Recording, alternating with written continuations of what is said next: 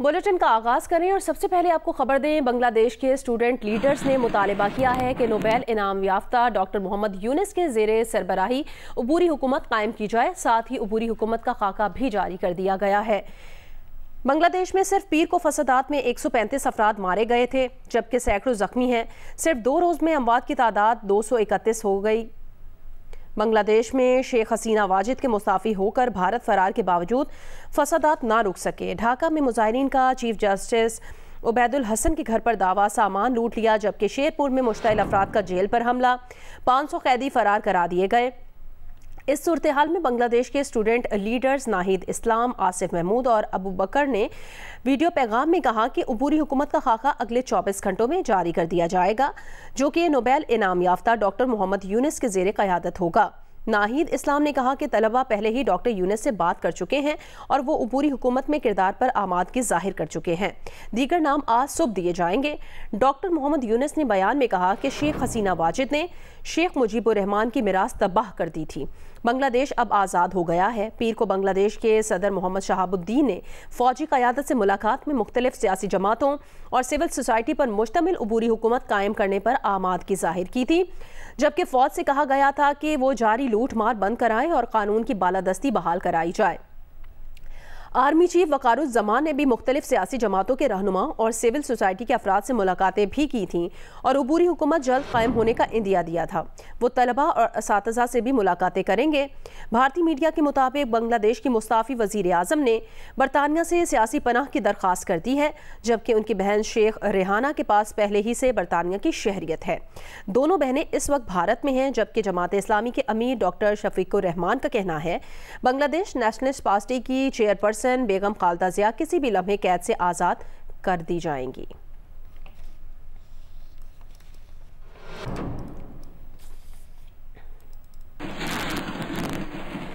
बांग्लादेश की वज़ीर आज़म हसीना वाजिद अपने खिलाफ शदीद मुजाहिरों के बाद मुल्क से फरार होकर भारत पहुंच गई हैं। मुल्क के आर्मी चीफ जनरल वकारुज़्ज़मान ने रियासत का कंट्रोल संभाल लिया और हसीना वाजिद को मुल्क से फरार के लिए महफूज रास्ता दिया।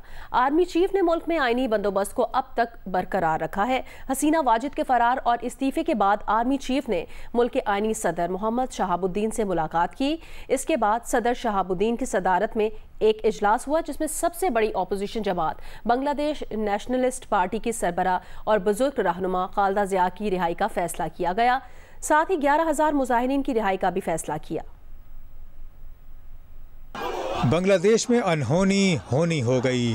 पीर की सुबह मुल्क भर से अवाम ने ढाका और वज़ीर आज़म हसीना वाजिद की क़यामगाह की तरफ मार्च शुरू किया तो कई रोज़ से मुजाहिरीन पर गोलियां चलाने वाली पुलिस के हौसले पस्त हो गए। अहम मौके पर फ़ौज ने भी वज़ीर आज़म का साथ देने से इनकार कर दिया। जनरल वकारुज़्ज़मान ने हसीना वाजिद को अल्टीमेटम दिया कि वो 45 मिनट के अंदर इस्तीफ़ा दे दें। शेख हसीना वाजिद को अपने वालिद शेख मुजीबुर रहमान का अंजाम याद था। फ़ौज की तरफ से साथ छोड़ने के बाद उन्होंने बिखरे हुए हुजूम का सामना करने से गुरेज किया और फ़ौज की जानिब से दिए जाने वाले महफूज रास्ते का फ़ायदा उठाकर हेलीकॉप्टर में बैठकर भारत फरार हो गईं। उन्हें आखिरी तकरीर करने का मौका भी नहीं दिया गया। उनके फरार की खबर फैली तो मुजाहिरीन उनकी क़यामगाह में दाखिल हो गए और वहाँ हर चीज़ तोड़ फोड़ दी। बांग्लादेश के पहले सदर शेख मुजीब की तस्वीरों को भी तोड़ दिया गया। ढाका की सड़कों पर मुजाहिरीन ने कंट्रोल संभाल लिया। कुछ मुजाहिरीन शेख मुजीब के बड़े मुजस्सिमे पर चढ़ गए। पहले उसे तोड़ा और फिर उसे रस्सियों से खींचकर गिरा दिया गया। शेख मुजीब की तस्वीरों पर भी संगबारी की गई। भारतीय परचमों पर भी डंडे बरसाए गए। वज़ीर आज़म के फरार के बाद फ़ौज ने मुल्क का कंट्रोल संभाल लिया, अबूरी हुकूमत बनाने का ऐलान कर दिया। आर्मी चीफ जनरल वकारुज़्ज़मान ने अपोजिशन जमातों से मुलाकात के बाद कौम से खिताब में कहा कि अबूरी हुकूमत बनाने के लिए शेख हसीना की अवामी लीग के अलावा तमाम सियासी जमातों से बात होगी। अवाम पुरअमन रहें, अब किसी एहतिजाज की ज़रूरत नहीं। फ़ौज की तरफ से रियासती इंतज़ाम संभालने के बावजूद मुल्क में आईनी बंदोबस्त जारी है। आर्मी चीफ ने मुल्क के आईनी सदर मोहम्मद शहाबुद्दीन से मुलाकात की, जिसके बाद सदर की सदारत में इजलास के दौरान मुल्क की सबसे बड़ी अपोजिशन रहनुमा खालिदा जिया की रिहाई का फैसला किया गया। बुजुर्ग रहनुमा खालिदा जिया 2018 से जेल में कैद थीं। उनकी रिहाई का का हुक्म जिस सदारती इजलास में दिया गया उसमें आर्मी चीफ जनरल वकारुज़्ज़मा, बहरिया और फ़िज़ाइया के सरबराह भी मौजूद थे।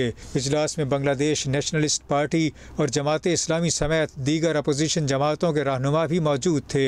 इजलास में तलबा एहतजाज के दौरान गिरफ्तार किए जाने वाले तमाम मुजाहिरीन को भी रिहा करने का फैसला किया गया। गुज़िश्ता माह से जारी मुजाहिरों में 11,000 से ज़्यादा मुजाहिरीन गिरफ्तार किए गए थे। बांग्लादेश के आर्मी चीफ साबिक वज़ीर आज़म शेख हसीना वाजिद के रिश्तेदार निकले। प्रोग्राम कैपिटल टॉक में मेज़बान हामिद मीर ने बताया, बांग्लादेश के आर्मी चीफ जनरल वकारुज़्ज़मा साबिक वज़ीर आज़म शेख हसीना वाजिद के रिश्तेदार हैं।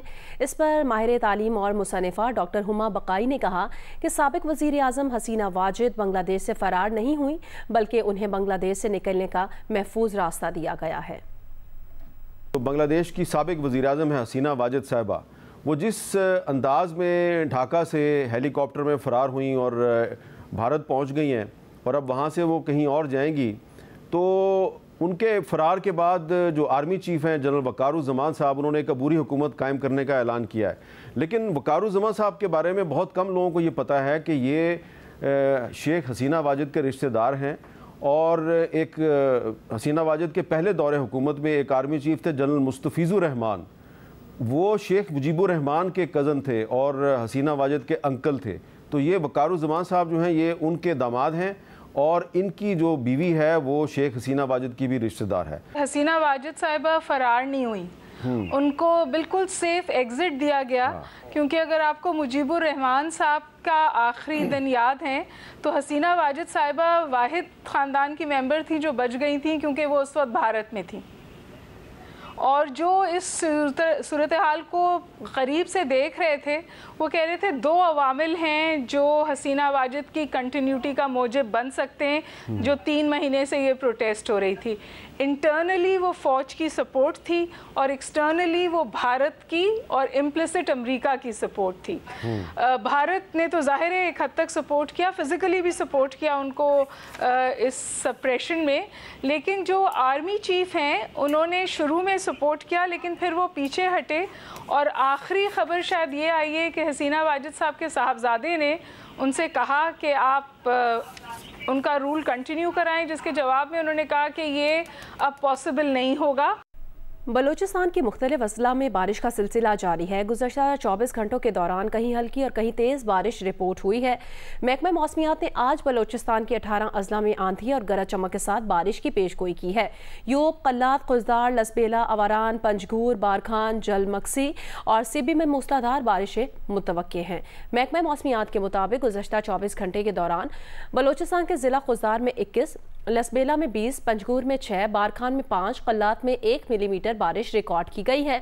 बारिशों के बायस कोहलू और सिब्बी को मिलाने वाली सड़क और खुजदार तो डेरो M8 बारिश और सैलाब की वजह से 23 रोज़ बंद हो रही है। और महकमा मौसमियात के मुताबिक जुम्मे को नौकुंडी में सबसे ज़्यादा गर्मी पड़ी और ज़्यादा से ज़्यादा दर्जा हरारत 42 डिग्री रिकॉर्ड किया गया।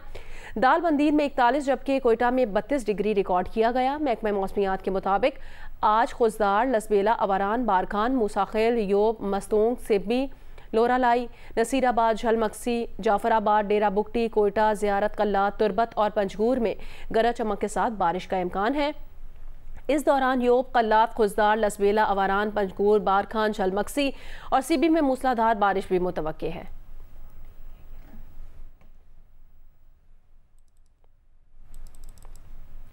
बलूचिस्तान के मैदानी इलाकों नसीराबाद, जाफराबाद, बोलान, सिब्बी, डेरा बुगटी और औस्ता मोहम्मद में बारिशों से शाही वाह केनाल में लगने वाला शिगाफ पुर न किया जा सका। तफसील बताएंगे जियो न्यूज़ के नुमाइंदे आबिद बलोच।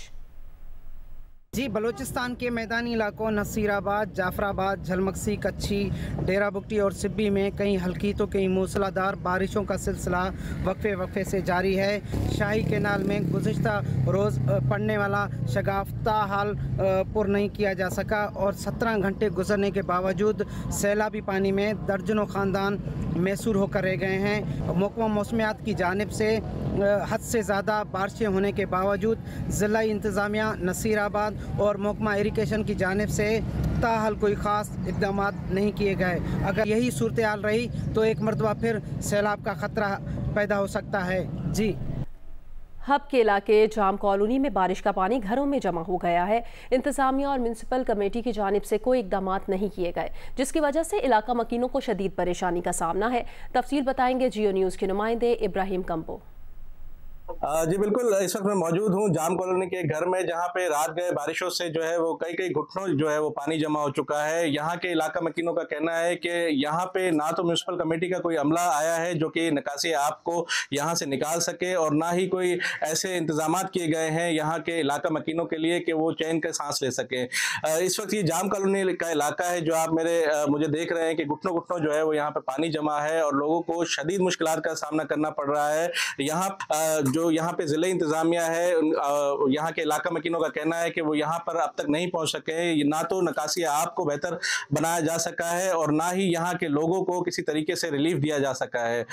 यहाँ पे मैं ये भी बताते चलूँ कि मुख्तलिफ जो इलाके हैं जाम कॉलोनी हो गया या दीगर हब शहर के इलाके हो गए, उनमें कई फीट जो है वो पानी बारिशों का इस वक्त भी जमा है। बालाई इलाकों में ख़राब मौसम की वजह से इस्लामाबाद से PIA की 7 परवाज़ें मनसूख हो गई हैं। इस्लामाबाद से गिलगित, चित्राल, सक्खर की परवाज़ें मनसूख हुई हैं। कराची से कनाडा के लिए PIA की परवाज़ में 9 घंटे ताख़ीर, मुल्तान से जद्दा आने और जाने वाली 2 परवाज़ें भी 5 घंटे से ज़ायद ताख़ीर का शिकार हैं।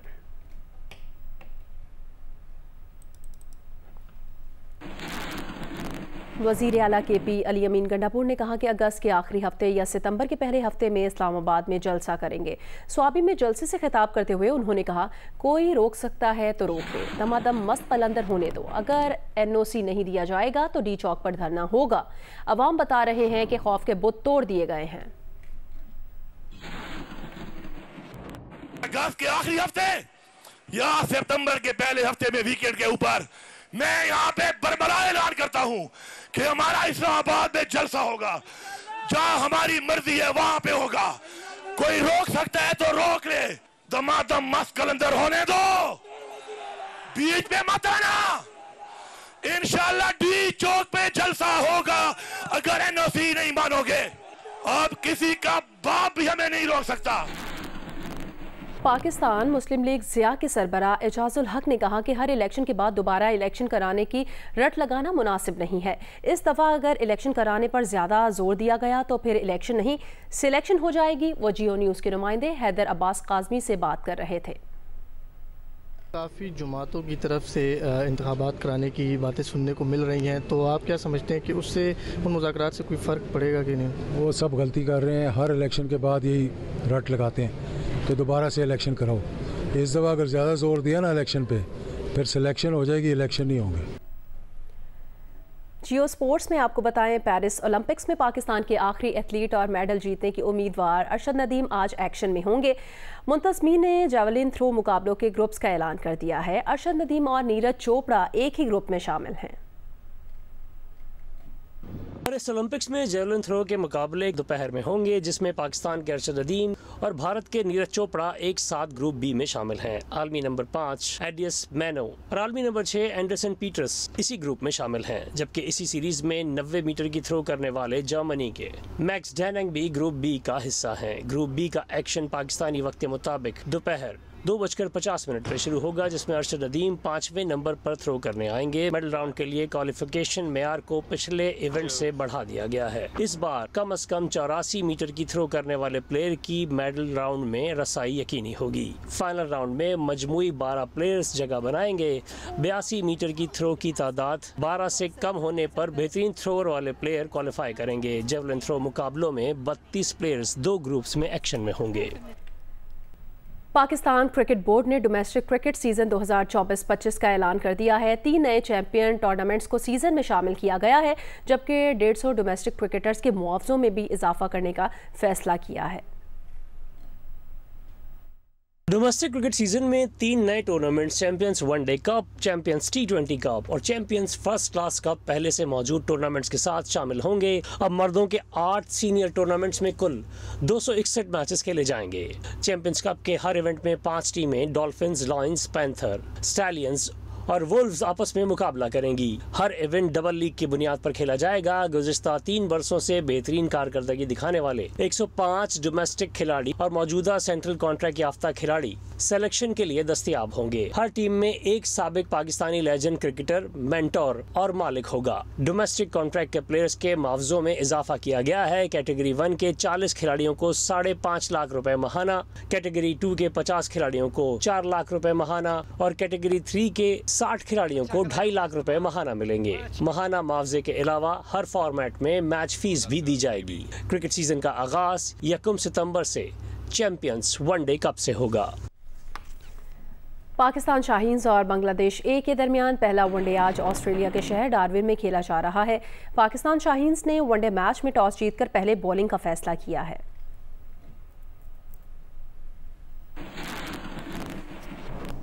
इराक में अमरीकी फौजी अड्डे पर रॉकेट हमला किया गया, कई एहलकार जख्मी हो गए हैं। अमरीकी अहदेदारों की तस्दीक हमला अल असद एयरबेस में हुआ है।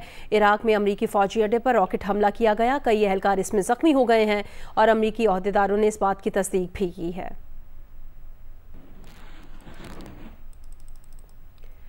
कराची में सुबह का आगाज मुख्तलिफ इलाकों में बूंदाबांदी से हुआ। शहर का मतला अबर आलूद है, जबकि आज भी बारिश की पेशगोई की गई है।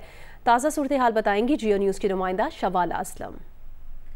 कराची में सुबह का आगाज़ खूबसूरत हुआ है और कई मुकामात पर हल्की बारिश और बूंदाबांदी भी रिकॉर्ड की गई है। नाजमाबाद, साइड एरिया, सदर के भी काफ़ी इलाकों में सुबह सवेरे ही बूंदाबांदी हुई है और आज भी ये बताया जा रहा है कि ज़्यादा से ज़्यादा दर्ज हरारत 32 डिग्री सेंटीग्रेड तक पहुँच सकता है। इस वक्त भी जो हवा में नमी का तनासुब है वो 80% से ज़ायद है।